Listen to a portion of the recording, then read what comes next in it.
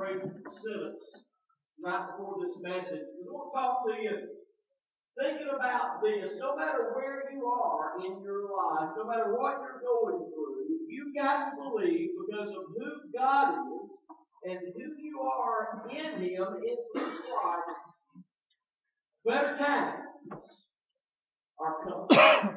Better times are just ahead. Sometimes we have things that go on in our life and we think, man, the end is coming. But we've got to know better times are just ahead. We're going to be looking this morning in the book of Exodus, chapter 15, because this is certainly true in the life of the Israelites. Exodus 15, we're going to read verses 22 through 24, and it says this. So Moses brought Israel from the Red Sea, and they went out into the wilderness of Shur.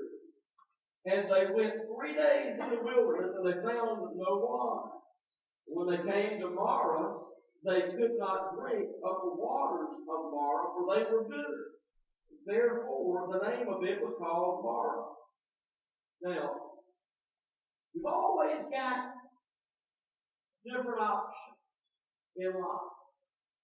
Different responses to situations. How do you respond when things get bad? They responded in verse 24, and the people murmured. They griped. They pitched a fit. They complained against Moses, saying, "What shall we drink? You brought us to this messed up desert land, and you better get it fixed." Amen. How do you respond when you're out of the water? Lord, again, we just ask you to bless your word this morning. Lord, speak to us in a way that only you can. Lord, may we receive your word and encouragement. If we find ourselves this morning in a place where it's bad, where it's a drought, where there's no water, Lord, may we cry in the name of Jesus Christ. So this week we'll run back through the background. We do this a lot when we're talking about the Israelites. The Israelites have been in bondage, they've been in captivity for now around, or maybe a little over 400 years in Egypt. They are slaves. And so the Bible says, and this is an amazing thing, that the people begin to cry out to God. Now they've been slaves. How long? About 400 years. Can I tell you that they just might have been from Alabama and they just might have been Baptist? They stayed in a bad situation for 400 years and then decided maybe we need to cry out to God. I hope it doesn't take us that long to make a decision to cry out to God. They're not the only one. When Jonah was in the belly of the whale, after 3 days, he decided to pray to God. I tell you all the time, I know I'm not the shiniest crystal in the chandelier, but I hope if I find myself in the belly of a fish, I start praying to God faster than 3 days. Amen. Sometimes we're a little on the slow side. Now, the reason I believe that they have waited is maybe they tried some different things. Maybe they tried different things that they knew. Maybe Jonah tried to find his pocket knife and dig his way out, and when nothing else worked, he turned to God. Instead of making God our last ditch effort response, what if we just made him our first? And so they cried out, and then God said, as soon as they cried out, He called Moses. Moses is going to be the man, the mouthpiece, the leader, the shepherd that's going to lead them from slavery and take them to the land of promise, the land that is going to provide them more than they could ever need in their lives. So finally, the Egyptians let the Israelites go. Pharaoh, when the firstborn dies in Egypt of everyone and everything, Pharaoh says, "Hey, I've had enough. Let's let them go this time." And he lets them go, but after he lets them go, we realize, hey, our slaves are gone. We got nobody to do our work for us. We messed up. So Pharaoh changes his mind, and he goes after the Israelites. Now, the Israelites have come to the Red Sea. They've got the Red Sea before them. They've got mountains on one side, desert on the other side, and now the Egyptian army behind. They've got nowhere to go. They're between a rock and a hard place. Have you ever been between a rock and a hard place? You don't know where to go. Well, it's not knowing where to go. You got to know where to go. You don't know what to do. You're either going to turn to God and say, hey, I need a little help right over here, or you're going to get mad at God. You may not say you're mad at God on the outside, but your actions show that you're mad at God. Your prayer life either diminishes or stops. Your Bible study diminishes or stops. You're going to church and worshiping God either diminishes or stops. Guys, when those things happen, listen to me, you're mad at God. Amen? You might not say it, but your actions, that's what they're showing. And so they've got nowhere left to go, and Moses says to God, hey, you got to do something. And God says, just walk up to the Red Sea, lift your rod, the waters will part, and you'll cross over. Now, I don't know what went through Moses' mind, but I've got an idea of what might have went through Lee's mind. That must not be God. I need to keep looking and asking. Are you sure? Or what about this one? I know you would never say anything like this when God gives you some kind of instruction. God, that don't make no sense. Tell me something else. God, I don't want to do that. Tell me something else. God, I don't want to go there. Tell me something else. You know what God's going to say? It's this. Or no, they will be. You just got to trust me. And so Moses said, well, I ain't got nothing left to do. What's it going to hurt? I may look foolish. I don't know. But he told the Israelites, here's the plan. Now, what do you think the Israelites thought? He's crazy. He's lost his mind. And I want to tell you, when you do what God tells you to do, some people are going to think you've lost your mind. So my encouragement is, if you know you've heard from God, do what God calls you to do. Have faith and trust in Him. And so he lifts up the rod, the Red Sea parts. And the Egyptians are behind the Israelites walk across. Here comes the Egyptians right behind them. The last Israelite gets across, Moses puts the rod down. Here comes the water, and the Egyptians are no more. And the Israelites go down. I think the Bible says that Miriam, Jenny on the spot, Miriam writes a song and teaches it to them, and they just start singing. One reason they might not have been Baptists is I believe they might have danced a little jig right there before God because they were full of excited. Amen. Because God delivered us. And it couldn't have been by happenstance. I mean, the water's parted, guys. We ain't talking about waist deep. We're talking about the Red Sea. It's parted. So we have no idea. But if you imagine a sea part, them walls might have been 100 foot high of water. We don't know. But it was an amazing thing that they had to say, this was God. And when they realized it was God, they was tore up because here's three things that we know that's going to happen. They've already been delivered from slavery. Amen? Now God has shown thee whatever you face, I got it. I'll take care of it. You're my people. You're my children. I'm going to provide for you. And number three, I'm going to provide for you all the way to the promised land. Amen? If you believe those three things, you have to believe that the Israelites, they got it made, right? And they thought so too. But see, they thought we got it so made, there ain't nothing else going to happen to us. And all of a sudden, they're now 3 days without water. You see, God promises to provide. But He doesn't always promise to provide the way we think He's going to. Pray that He's going to. So again, let's look at the Israelites and sort of move ourselves into their position. The difficulty of the Israelites, again, you find this in, we're not going to read it in verses 22 and 23, that they've been delivered from the Red Sea, but now they have been without water for 3 days. This means that every living thing that within the view of the Israelites is about to die. Amen? Can you imagine how you would feel if you knew God had led you from one place, you're on your way somewhere else, you're in the middle of the desert, and you're looking at your spouse,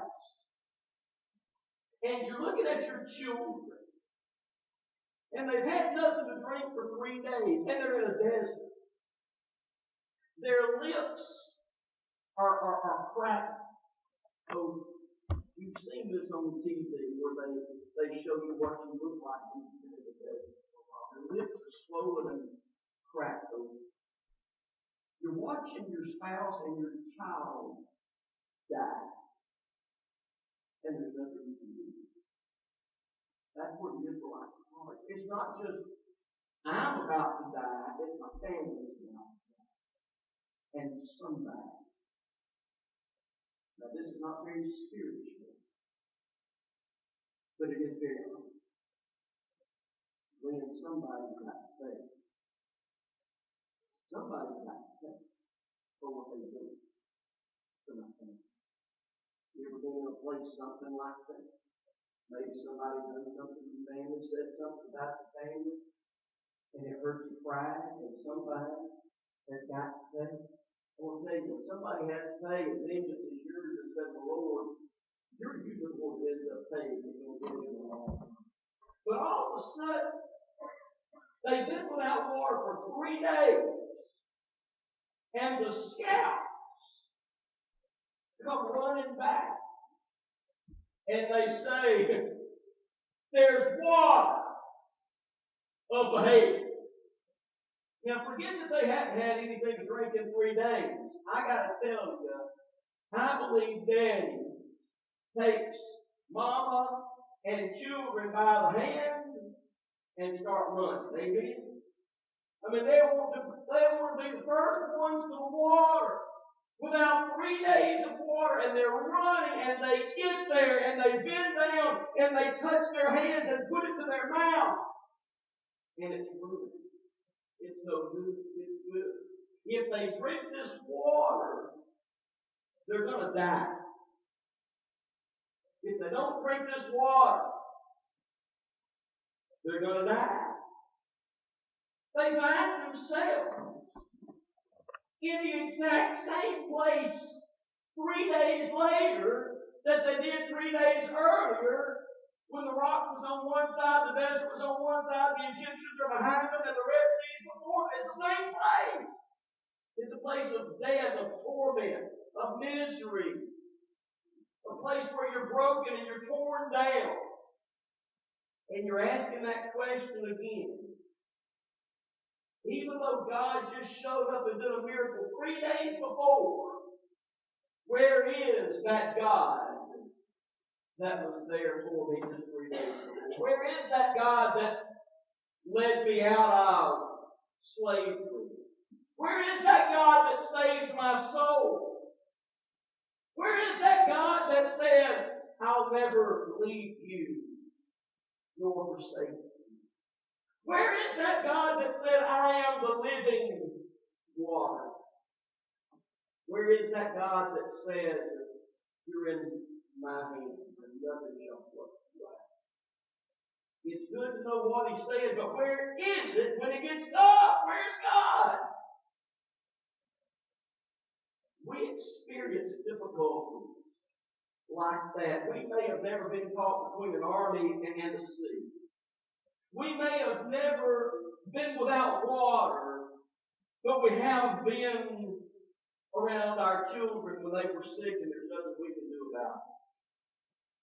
We've been around our families when it was sick and there's nothing we can do about it. We've been in places where we had money problems, church problems, alcohol problems, sexual problems, drug problems. And guys, we just go on and on and on. But we have situations in our life that may not be like, again, an army and the Red Sea. But when they hit, it feels, and sometimes is, life and death situation. When we come to church, when we're faithful, when we tithe, when we sing, when we worship, when we serve, when we pray, when we study, and then God, let something like that happen to you and me. And we may not say it without it. And it may not last a long time when you get it. Sometimes we wonder what it is. And it's the decision that you make. When Satan puts those thoughts in your mind, that's going to affect you and those around you possibly for the rest of your life. We all have situations that we cannot get through without God being present and living in our life. So the problem hits, they're without water, they're about to die, and then if God sits up there on the throne laughing, saying, here's water, and then they get there and the water's ruined, what do? How do you respond? Look at verse 24. They responded by saying, the people murmured, they complained, they cried against Moses, saying, what shall we drink? Which means you better work something out. Watch this. When he delivered them from the Red Sea and the Egyptian army, he was our God. Now they're saying, you better work something out with your God. Amen? But we don't read that they said that, but don't it sound like that's exactly what was going on? You better go talk to your God and do something. Because I just believe their thoughts, and from what we know later on in Scripture, their mindset and attitude probably was this towards Moses. We might die of thirst, but if you don't get us something to drink, you won't die of thirst. So we'll take care of you before that. Amen? Put yourself in. Their kids are about to die, and they're blaming Moses. What do you think they're going to do before they die of thirst? There's always different ways to respond. And so many times when we do choose to respond with a complaint, it's always against the wrong one. We always want to blame somebody else. And here they begin to blame Moses. But I want us to look deeper for maybe the here and now and maybe our future or maybe both. And I'm not saying this about me, okay? But anybody that's doing the work of God. When you blame the person of God, and the person of God has proven that they're nothing more than the servant of God or the mouthpiece of God. You with me so far? You might think that you're grumbling, complaining against the person. But if they are the servant of God, and the mouthpiece of God, and the shepherd of God, you ain't complaining against them, you're complaining against Him. Nobody that I'm aware of reads the paper and the next day they're upset about what's in the paper. You ever been upset about what was in the paper? And the next day, when the boy brings the paper by, you don't grab him up by the collar and threaten to beat him half to death because of what the paper had to say, do you? Because he didn't write the article. He just delivered the paper, amen? But we got to be careful that we don't throw our anger at an individual and let Satan fool us and deceive us not to understand that our anger is really at Almighty God. And if we realize that the anger we put towards others was really at God, we would probably bring our anger more under control, believe me. So they're grumbling and griping against Moses. And Moses ain't got nothing to do with it. There's nothing Moses can do about it. Except for one thing, and we're going to see that in a few minutes. You see, when they responded wrongly, their song of 3 days ago, that new song that they learned, that Miriam led them in, the song is gone.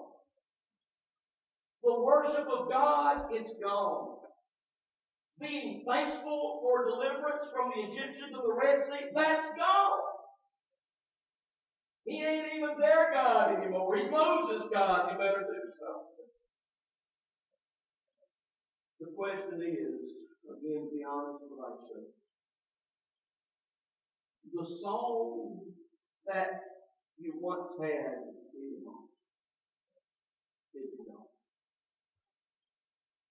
The thanksgiving and excitement that you have of God in the church and God's protection and God's provision, is it gone? Has all of that disappeared and you're left with being mad, disappointed, and upset? And instead of thanking God for where He is and what He's done, you begin to question where He is God. If the song is gone, the good news that I have for you is you can. In the first Psalm, David said, "Restore to me the joy of thy salvation." Place that song back. God will restore with us the joy of our salvation. He will place that song back in our heart. How do you respond when you're without water? How do you respond when you're between a rock and a hard? You blame God. You blame others. You blame family. You blame church. You blame friends. You blame your job. Do you blame your past? You see? For what goes on in our life, here is evil. It is evil. It is evil. I know the one. For Satan is the one.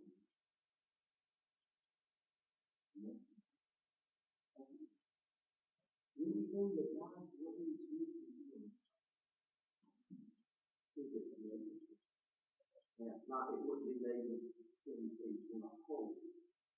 But that we see it as negative, as bad, as wrong, as evil. Sometimes those things can come from God, as punishment. Not see right.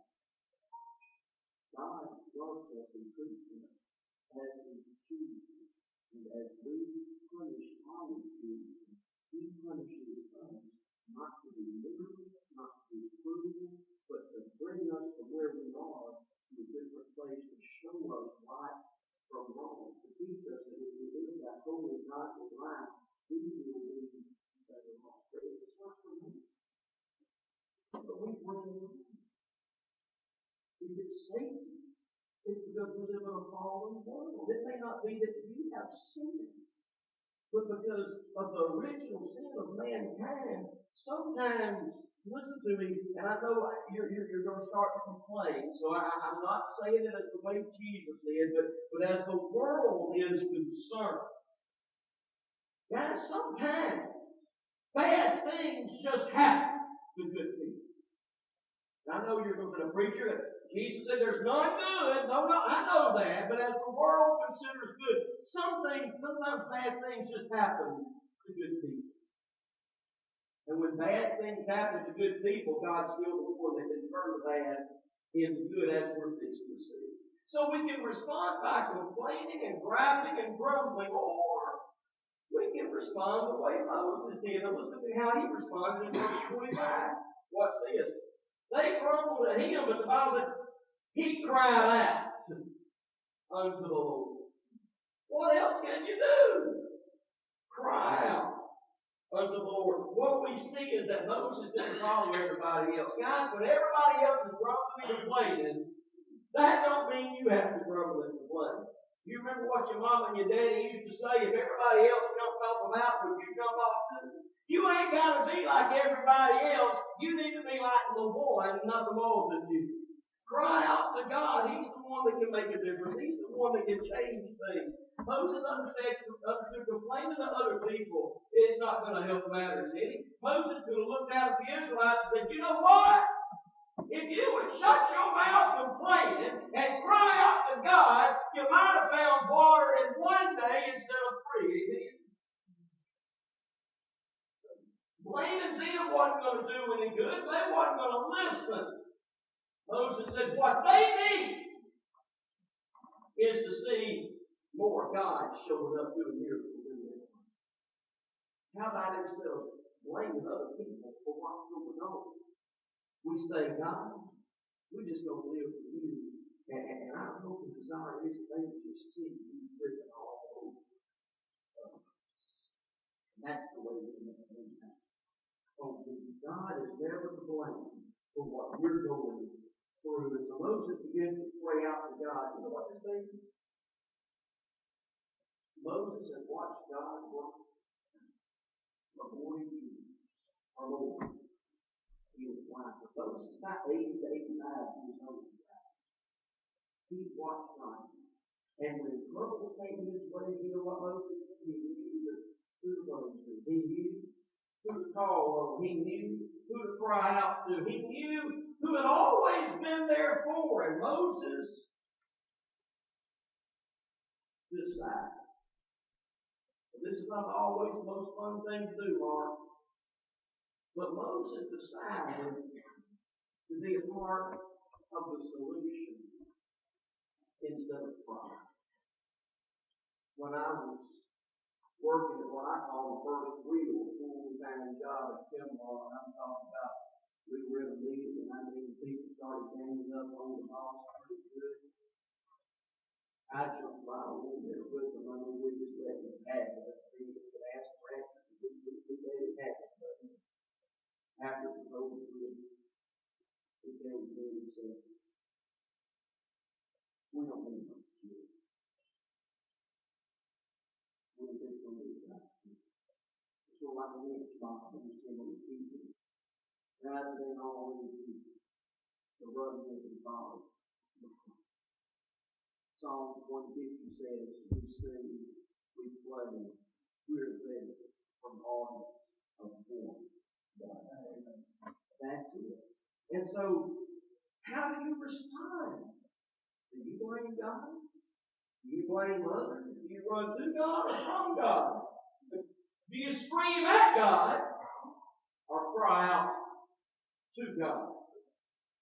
Do you see God? This is a serious question.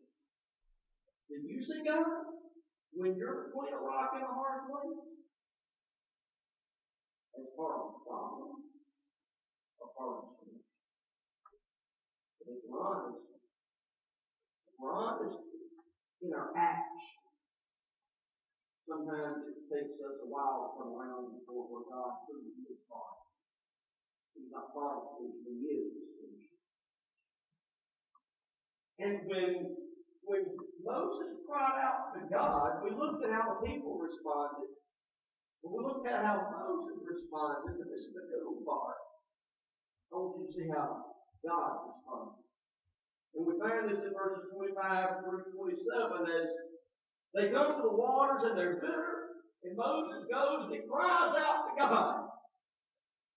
And the Bible says, and I paraphrase, that God made the bitter water sweet water. He took the bad and made it what? Made it good. Sometimes we get bitter in our life, don't we? But we see that when God shows up, He can take the bitter and make it better. If we cry out to Him. They were in an impossible situation. But when God shows up, there's no such thing as an impossible. He made the impossible possible. Now the good thing is this, that Christ and God are one. The New Testament teaches us that Jesus Christ, the same, yesterday, today, and forever. God the Father, the same with the Israelites, the same with Crossway Baptist Church, and the same with all to come.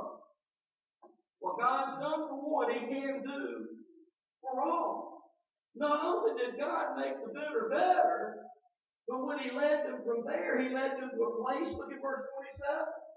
It says He led them from there, and they came to Elim, where the 12 wells of water was, and 70 palm trees, and they encamped there by the waters.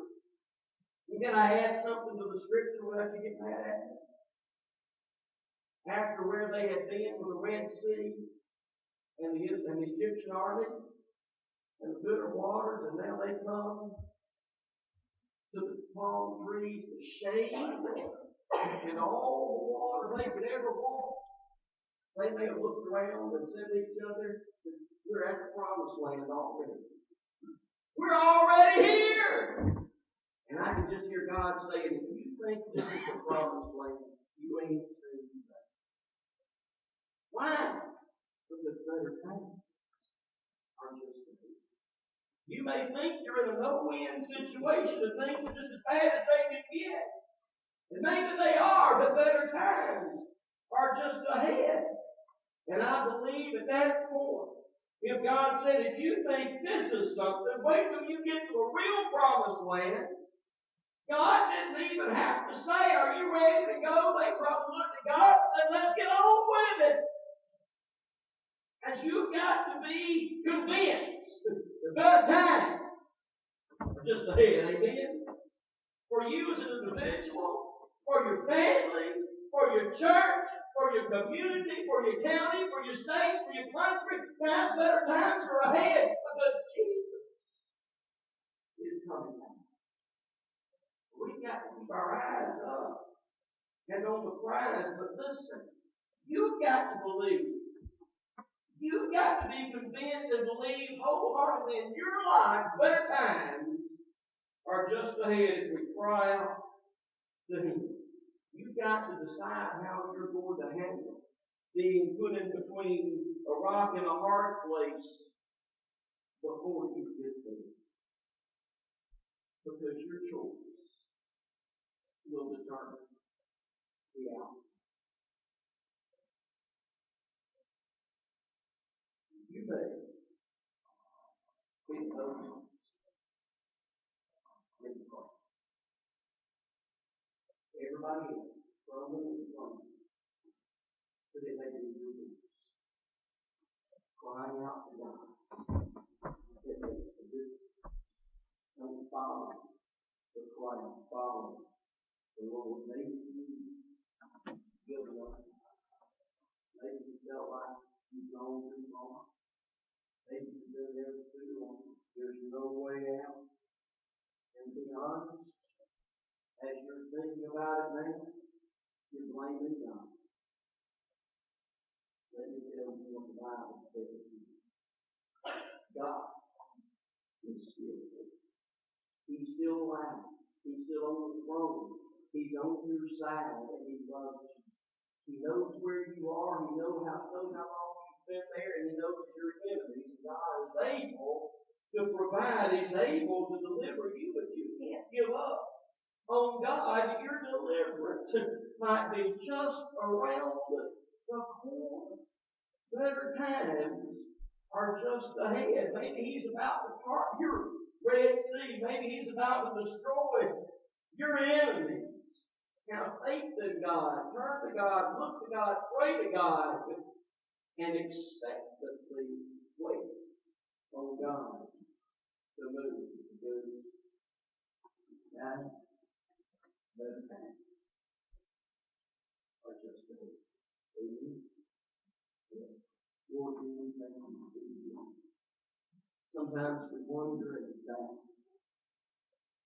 Sometimes we question. Sometimes we blame. Sometimes we just wallow. Lord, I pray that we come to a place where we stop doing those things and we cry out to you. That we believe the Word. And as we cry out to you, we can expect and decide to wait on our part of our Red Sea. And as we are reminded of who you are, we can, in our hearts, sing our song of praise and thanksgiving. Lord, bring us from this point, bring us from here to a place of trust, faith, worship, and praise, righteousness, and life. Lord, in your name,